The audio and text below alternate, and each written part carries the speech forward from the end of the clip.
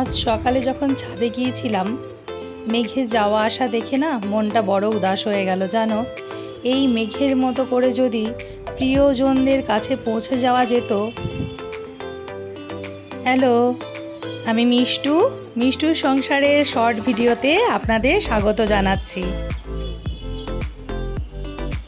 আমি মূলত দৈনন্দিন জীবনযাপনগুলো এই ভিডিওর মাধ্যমে আপনাদের সামনে তুলে ধরার চেষ্টা করি।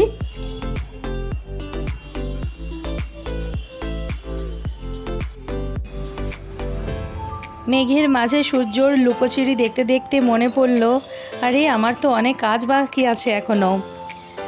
নিচে নেমে আসলাম। নিচে নেমে এসে আজকে আমি আর আমার মেয়েই বাড়িতে ছিলাম। দুজনের জন্য কি আর বানাবো লাঞ্চে, ভাবলাম চিংড়ি মাছগুলো ফ্রিজের মধ্যে রয়েছে কিছুদিন যাবৎ, তো পটল চিংড়ি বানিয়ে নিই, হয়তো মেয়ের ভালো লাগবে। আর ব্রেকফাস্টে ছিল লুচি আর আলুর তরকারি। ওর স্কুল খুলে যাবে সোমবার থেকে, তখন আর এই ভাজাভুজিগুলো খেতে চাইবে না। আর আজ সকালের দিকে একটু ঠান্ডাও ছিল।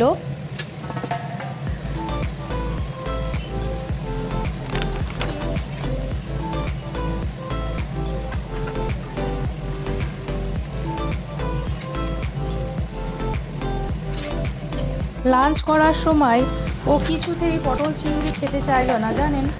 ও বলল, দাও মাম্মাম, আমি আলাদাভাবে কিছু বানিয়ে নিই, তুমি আমাকে দেখিয়ে দাও, আমি ভাত ভাজা বানিয়ে নিচ্ছি। ওই একটু ডিম, গাজর, সিজওয়াইন চাটনি আর গোলমরিচের গুঁড়ো দিয়ে ভাতটাকে ও ভালো করে ভেজে নিল। ওটাকেই ভাত ভাজা বলি আমরা সাধারণত। বেশ ভালো খেতে হয়েছিল।